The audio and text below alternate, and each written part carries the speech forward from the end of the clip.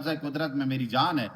جو آدمی بھی صدقہ کرتا ہے اسے چاہیے کہ وہ حلال اور پاکیزہ کمائی سے طیب اور طاہر صدقہ کیا کرے. جو بندہ صدقہ کرنے والا ہے بالکل توجہ کرے، اللہ کے راستے میں دے. جو بندہ صدقہ کرنے والا اسے چاہیے کہ حلال اور طیب کمائی سے، پاکیزہ کمائی سے پاک صاف صدقہ کیا کرے، کیونکہ اللہ تعالیٰ طیب کے سوا قبول ہی نہیں کرتا.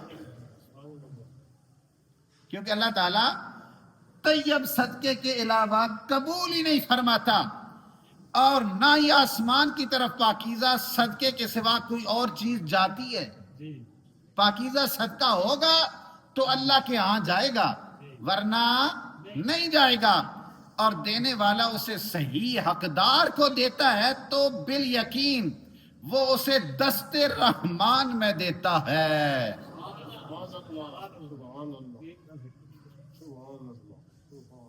جو بندہ رزق حلال میں سے، پاکیزہ کمائی میں سے طیب طاہر صدقہ کرتا ہے اور پھر وہ اسے اس کے صحیح مستحق کو دیتا ہے، تو یوں سمجھیں کہ اس نے وہ صدقہ اللہ کے ہاتھ میں دیا ہے. کدھر دیا ہے؟ اللہ کے ہاتھ میں دیا ہے. اور وہ اللہ اسے بتدریج بڑھاتا رہتا ہے، اللہ اسے بڑھاتا رہتا ہے. سرکار نے مثال بیان فرمائی، جیسے کہ تم میں سے کوئی اپنے بچڑے کو یا اونٹ کے بچے کی نشو نما کرتا ہے.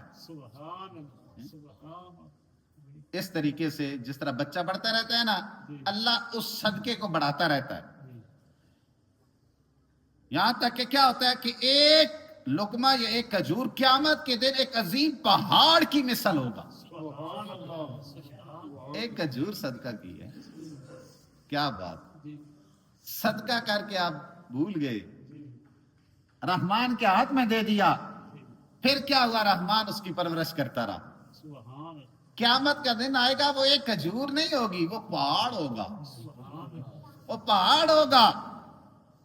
اس کی تصدیق قرآن کریم کی اس آیہ مقدسہ سے ہوتی ہے، الم یعلموا ان اللہ هو یقبل التوبۃ عن عبادہ ویأخذ الصدقات.